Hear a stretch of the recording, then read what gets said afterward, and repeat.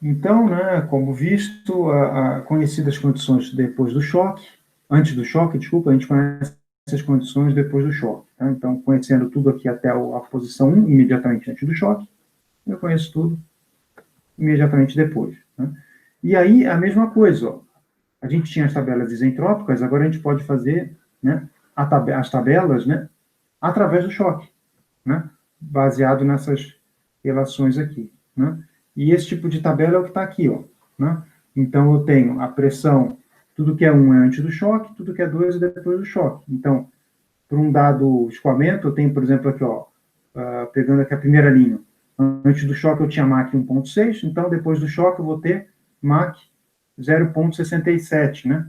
Porque o Mach depois do choque é função do Mach antes do choque, né? E por aí vai, ó. A pressão depois do choque, ó. A pressão depois do choque sobre a pressão antes do choque vai me dar 2,82. Nesse caso, né? Se o Mach antes do choque fosse isso aqui, né? Essa equação, né? Ela estaria, né? Seria essa equação aqui, né? A primeira, né? E por aí vai, tá? Então, o que eu quero dizer conhecendo essas condições antes do choque, né? A gente pode calcular as condições logo após o choque, né? E esses cálculos já foram feitos e se encontram como tabelas, tá? Então, a tabela, essa aqui é a tabela de um outro livro, aqui é a tabela do livro que a gente usa, né? Então, de novo, eu tenho o choque, ele é sempre do Mach, né, maior que 1 para Mach menor que 1, né? O escoamento ele vai, através do choque, né, ele vai transicionar de supersônico para subsônico, né? Por isso que a tabela começa aí com Mach maior que 1, né? Senão não teria choque. Né? E aí a gente vê que, por exemplo, tudo depois do choque é função do que é antes do choque. Então, o Mach depois do choque né, ele depende do Mach antes do choque e todo o resto. Tá? Então, foram as equações que a gente colocou aqui, elas estão já tabeladas. Tá? Depois, outra coisa interessante, está aí a referência, tá?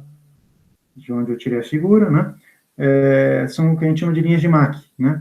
Então, a gente tem linhas, né? Depois que no bocal convergente divergente, né? Na seção de expansão, depois que o escoamento ele passa para Mach maior que 1, né? A gente tem linhas que vão se refletir, né?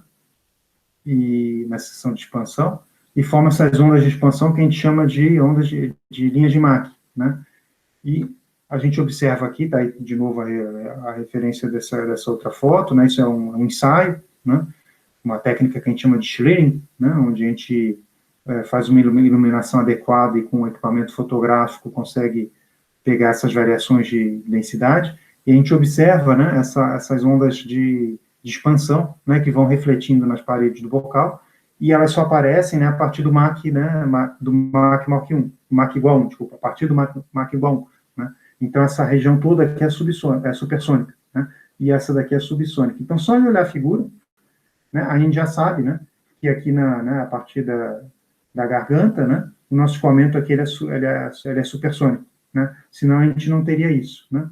Então, é por isso que quando a gente vê essa figura aqui, né, na aula anterior, né, eu falei para vocês, né, nessa região aqui, né, à esquerda, né, a gente tem escoamento supersônico e ele passa para o escoamento subsônico, a partir do choque que está aqui, né, essa linha vertical, né, o escoamento, essas linhas desapareceram, né, ou seja, o escoamento ele passou a ser subsônico, né, então só de olhar, né, a foto do ensaio, né, agora vocês já são capazes de dizer se o escoamento é supersônico ou subsônico, né? E é engraçado porque isso aqui vai até a saída do bocal, né?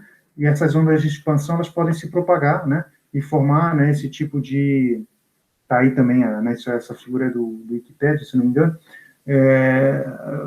Vocês conseguem ver, né, esse tipo de onda, né? Continua, né? Esse tipo de estrutura aqui que a gente chama no jargão de diamante, né? Esse tipo de losango, né? Esses losangos que são formados aqui, ó. A gente acompanha uma linha e a gente vai vendo, né? Que essas linhas vão formando espécie de losangos, né? E aparecem, né? Por exemplo, aqui num avião, né? E a gente está vendo aqui o escoamento saindo do bocal, né? Um escoamento supersônico e forma essas, né? Essas estruturas, né? Que são então interações que, né? Tem a ver com essas linhas, tá? Aqui um outro, né, um F-16 decolando, né, e a gente vê, né, essas estruturas que a gente chama de diamante, né, Então, são essas ondas de expansão que, na saída, né, interagem aí com gás de escape, né, e com temperatura, etc., e a gente acaba conseguindo enxergar, né, esse gás de escape. Então, lembrando, ó, o gás aqui tem velocidade supersônica, tá? O avião não, né? O avião não necessariamente, né? Esse avião aqui está com, ele parece estar decolando, ele está com a velocidade, obviamente, né, subsônica, o trem de pouso dele, inclusive, tá, né, ainda está acionado aí, a gente está vendo o trem de pouso, está vendo a roda dele, né? Ele não recolheu o trem de pouso ainda, né? Então, ele está em velocidade, né, subsônica, mas o que está em velocidade supersônica é o gás aqui, né? A gente consegue ver por essa estrutura, né? Aqui uma turbina estática, né? Obviamente ela está parada, né? Não está em velocidade zero, né? Em relação ao solo, mas o gás aqui sai em velocidade supersônica, a gente vê também essas ondas de expansão, certo? Aí eu vou deixar essa sequência de transparências, né? Esses slides no Google Classroom, e aconselho que vocês façam os exercícios, tá? E me procurem, né? Tem três exercícios aqui, façam e me procurem caso vocês tenham dúvida, tá?